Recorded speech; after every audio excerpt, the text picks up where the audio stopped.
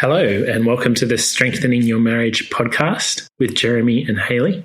This is part 2 of Connecting Personally, episode 7. We're not going to start with a recap this time, as episode 6 and 7 really belong together as a set. We've just broken them up to make the size more manageable. So we'll just jump straight into it. We're going to start following on from the questions we asked. And we're going to chat for a bit about our own experience in these areas in light of our story, our marriage up to this point. Hayley, you were saying with this topic, you think there has been a shift in us in terms of this sharing our heart. Do you want to say something about that? I think it's probably a lot related to trust, which we've talked about before, that enables that kind of sharing. And I think as the trust has grown, we've opened up more with each other. Yep. Yeah, I guess it's become a really rich part of our relationship at this stage. And I think it's particularly related to the commonality we have in that perspective of wanting to get to know God better and wanting to grow into that flourishing tree that listens to God and changes. And I think because we share that, we've connected a lot over that. Yeah. Did you have other thoughts? I think that's helpful. I mean, that is really the core of it. I guess this is a fairly common image that's thrown around, but it's the idea of kind of like a triangle where God is the point at the top and a husband and wife are the other 2 points, but they're both moving toward God. And so as they do, they're getting closer. Yeah. But it's having, I think, God at the center. I can't think of anything stronger to motivate or give your relationship direction. Yeah. And I guess that's where we started this podcast, was that our conviction is actually that our greatest hope for our marriage is the fact that God is not finished with us. He's not content to leave us where we are, but he's absolutely committed to changing our character and to working on our character. And it's because of that there's hope for our marriage. Yeah. I guess just thinking of some advice that we were given in some pre-marriage counselling that we had that I think was helpful, and it has maybe taken on some form and shape in our marriage, has been often Christians are encouraged to do their daily devotions together, to read part of the Bible together and to pray. And the pastor that we met with, his take on that was actually don't beat yourself up about that. Lots of couples find that really, really hard. And I think the worst thing you'd want, is what he was saying, is for that to be a mechanical tick box thing. And actually that's not necessarily a measure of godliness. Is if you're actually engaging with good things, whether that's listening, reading, the best thing you can be doing is kind of what we're talking about. It's sharing your heart with each other, sharing what God is teaching you. It's having those conversations that are the critical part, not necessarily the form that's maybe held up in Christian or church culture as the necessary thing to be doing. I guess kind of related to that, we've been doing a few different things, but some friends of ours have done a marriage course through the Anglican Church, and one of its recommendations is connecting over a minimum of 20 minutes together every day, trying to have that. And we've never really had that as a rule as such, but I think as good things started happening and change started happening in our relationship, it's just become very natural that that would be a minimum. We don't have to structure it in. At the end of the day, we just want to hear what the other person's day has been and fill in what our day has been and the things we're thinking about. And it just kind of happens. It's become a rhythm of life. But I think if that's something that you're struggling with, if you struggle to fit in 20 minutes per day, I think that is a really helpful, concrete suggestion to try and build that in as a structure. And you need to start somewhere, and that's a great starting point. I guess for us, we've read different things over different times, and in terms of engaging with the Bible, it's really looked quite different from season to season. At the moment, we're reading through a helpful companion. It's a Bible reading with a couple of one Old Testament passage, one New Testament passage, and do that in the evening. And we're doing that together most days. Yeah, we do that Monday to Friday. We often break that rhythm up on the weekend by reading a helpful article from the Journal of Biblical Counselling, or watching some good Christian teaching that touches on something that we're interested or be helpful, like the Paul Tripp marriage seminar or parenting stuff. And that's helpful. But yeah, the thing is that there's time and opportunity to share. And the reality is, because of God's commitment to us, he is doing good things through everything that's happening in life. And one of the most critical things is being able to share that open, vulnerable level. Mm. So Hayley, you were saying something, you made a link between sharing and our definition of love. We've talked a bit about our definition of love before. Do you want to explain that a bit? Yeah, so I guess part of it, like for example, when I'm thinking about, should I share my mess with you?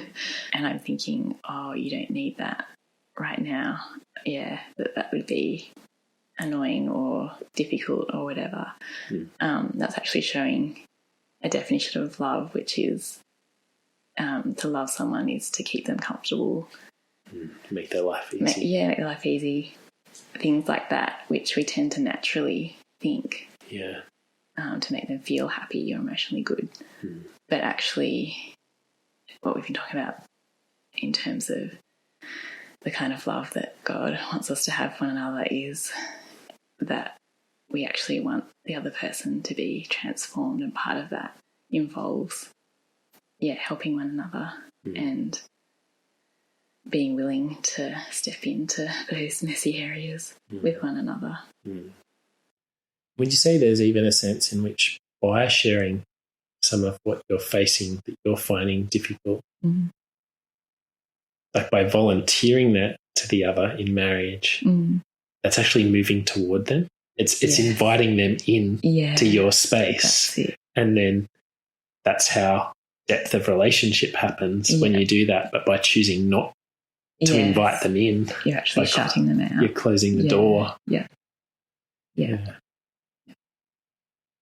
So you're also talking a bit about the role of prayer, both in marriage more generally, but particularly in relation to this idea of sharing our hearts.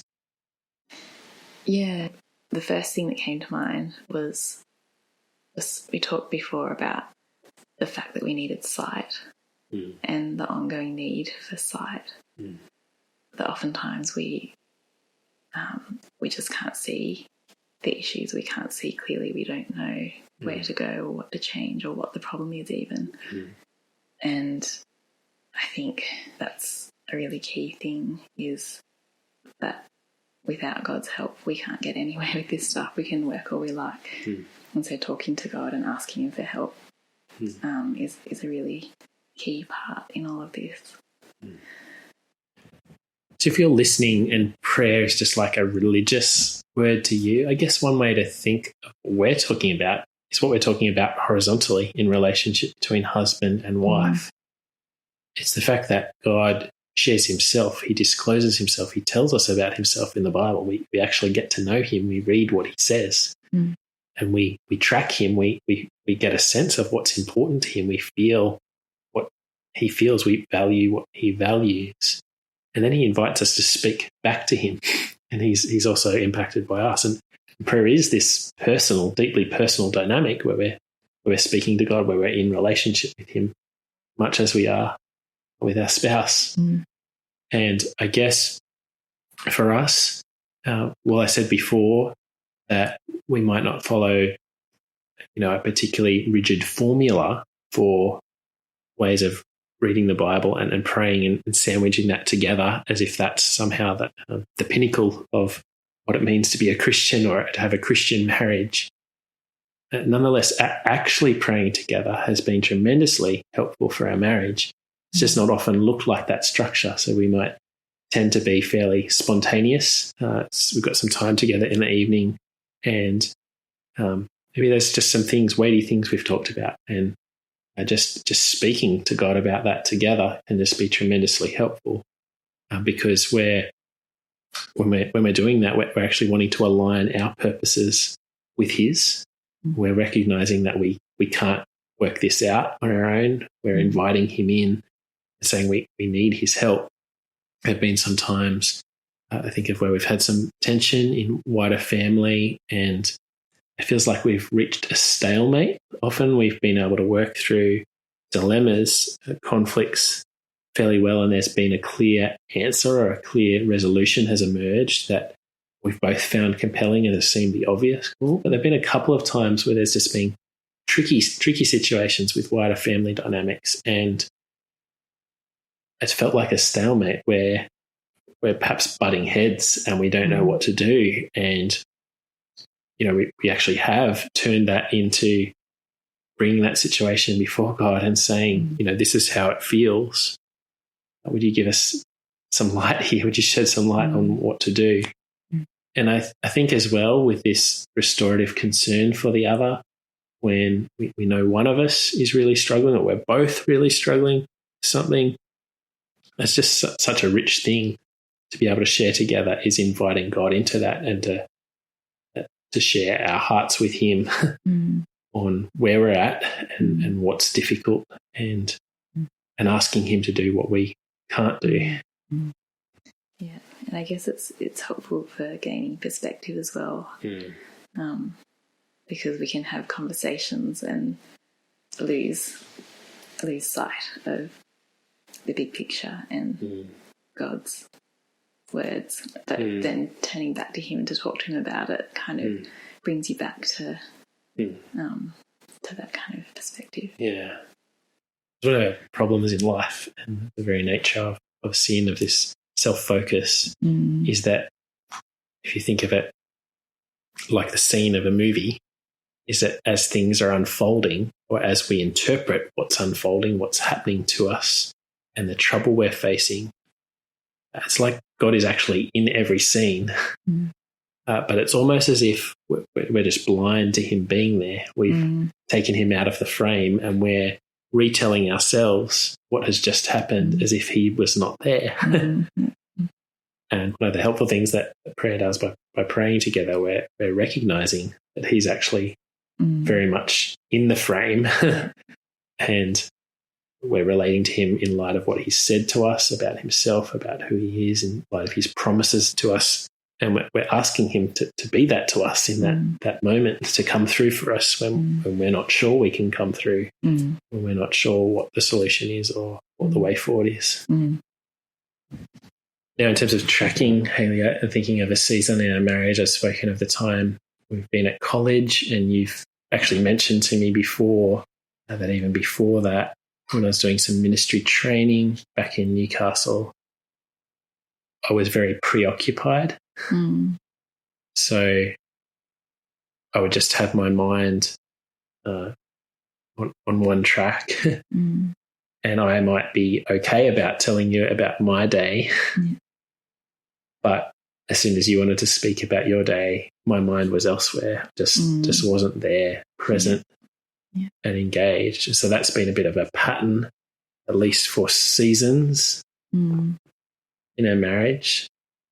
And I think that's probably been a result of my own heart issues, of my own focus being elsewhere and not on our marriage, and not realizing how critical that is. How would you speak about tracking? Yeah, typically the way we relate a lot tends to be that someone shares something with us and it triggers a thought that is related to us and our experience. And then we start talking about ourselves, and that triggers a thought for them, and back and forwards it goes. And it's kind of we are getting to know each other and we are sharing and listening. But it's another thing, again, to actually want to get to the bottom of something and to hear someone share something and to think about what might be behind that or what else might be going with that, asking more questions, listening for both the emotion and the word, like the content and the emotion. And I think emotion's particularly important for tracking because that's one of the major flags for what's important to someone. Just to unpack that a little bit, one way of understanding anxiety is it's a reflection of what we love, or what we love is under threat. Yeah. So when we're feeling anxious, we might have someone close to us who's quite unwell, and it's a very natural response to feel weight of anxiety or concern for their well-being because we love them. Yeah. But the same thing could be said about money, if that's what we love and treasure, and if that comes under threat, whatever it is. Yeah. So our emotions are an indicator of what we value, of what's important to us. Yeah. I guess I've grown a bit in the skill of tracking, so I'm reflecting on that earlier experience. I mean, I think I'm still aware of times where I might have had a difficult day or things were quite unresolved from my day. Maybe it's an overhanging deadline and I don't quite know how that's going to be resolved. And I don't like the fact that it is unfinished. I struggle to live with that. And so sometimes that can be playing out and maybe you've had a particularly rough day and I might be hearing things that you're saying, but I'm not fully there. I'm still a bit elsewhere. But on the whole, I'm probably getting better at tracking you, you say? Yeah, being present, I guess, is a key thing. And you've definitely grown a lot in being present in the moment. Yeah, not having your mind elsewhere. Okay. Is there anything else you want to say about us and what trackings look like, particularly for us? Yeah, so I guess I've had the privilege of some of your counselling skills. That oftentimes there's, like if I've been struggling with a particular issue, that to have you sit down and draw me out and ask probing questions and make gentle comments, that's actually been extremely helpful. And not just helpful, but it's really built our relationship and built a lot of trust, that kind of relating. So that's been a real blessing in more recent time. I think back before I've done some of that more helpful study that I've done, and some of the comments were before we came to Sydney were when I was out involved with someone for an extended period in terms of my ministry with the church. You often felt like maybe they had the best of my attention or I was particularly engaged with them, but I was not relating with you in the same way. Yeah. Like you felt a bit jealous perhaps or envious of if only that was the dynamic in our marriage. But I think part of the fruit of what God has been doing in us is that's flipped and the other way so that is more the default or becoming the normal pattern for our marriage, and then other people are an extension of that kind of dynamic. But this is our core foundational relationship, foundational for all of life that is most critical, and so it gets first priority. I think for a season there it was actually the wrong way around, that I was pursuing my own glory, my own reputation, my own importance through ministry. And while some of this stuff has come intuitively to me, perhaps a skill at understanding others and following them and listening, and I guess I'm a listener before I'm a talker. If you get to know us, we don't tend to talk for an extended time about ourselves. We're quite happy to sit in silences, or we wait for silences before we'll volunteer something. So we don't tend to talk a lot, but even though we're talking a lot now. Talking a lot now. Sorry about that. Yeah, so I think for a season there, just my priorities were quite skewed.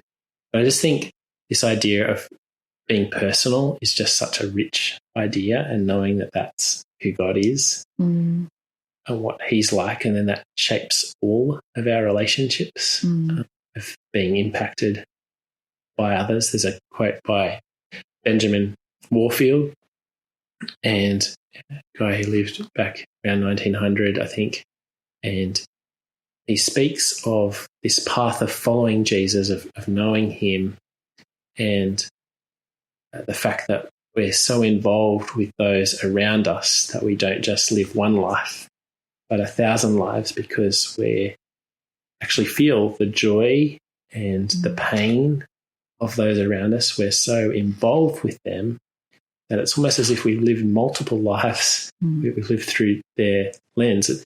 Obviously, there's a costliness to that. There's a self-forgetfulness, a self-sacrificing that goes with that. But at the same time, part of me thinks that's just so rich. I wouldn't want to live it any other way than having people on your heart. Like, I feel like God's wired us to live that way, and certainly in marriage, it feels like the richest paradigm, the richest way to relate to one another. Yeah.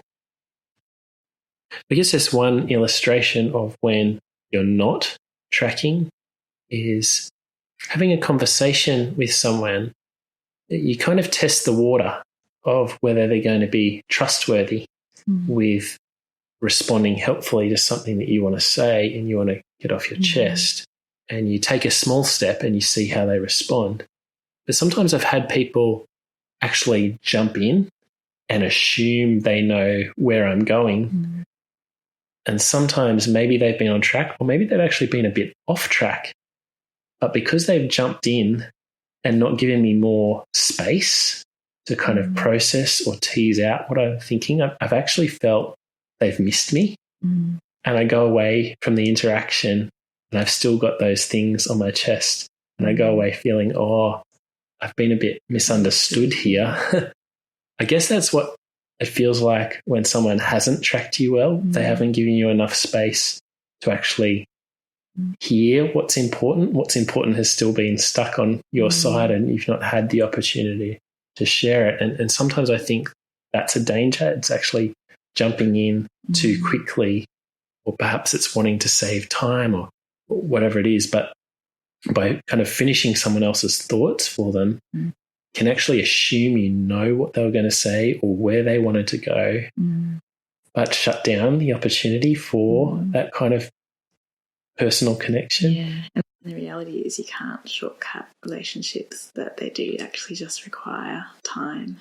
Yeah. And it does take time to draw someone out and to ask clarifying questions and to actually understand, especially when you're quite different. Yes. It does just take time, and there's no way around that. Yeah. But it does yield a really rich benefit if you do put in the time. Yeah, it's interesting. There are a couple of other things that come to mind when talking about this. One of them is Eugene Peterson talks about the value of small talk. And in a culture where we're always rushing, he actually wants us to slow down and appreciate what he calls the texture of someone else's life. And I think that's really helpful. So, Hayley, you and I both tend to want to go deep with people. And so that's where we naturally tend to go, want to go. And sometimes it can be frustrating if a conversation that feels shallow, a relationship where conversation only happens at that level, we can feel a bit restless. But there's this sense in which a lot of our lives is lived in very ordinary moments, and being able to appreciate the ordinary in this kind of small talk is actually a really important step to building real relationship. Yeah, and there's a real richness actually if we learn to take an interest in the differences and the things that other people are interested in that we're not naturally interested in. It can really broaden your horizons and widen your world. And there's actually, it's not necessarily a natural thing to do, but like, for example, your interest in metal music is not something that I share, but I've taken an interest and I've learned a lot about that culture. Or the world of fonts and typography. Yeah, that's right.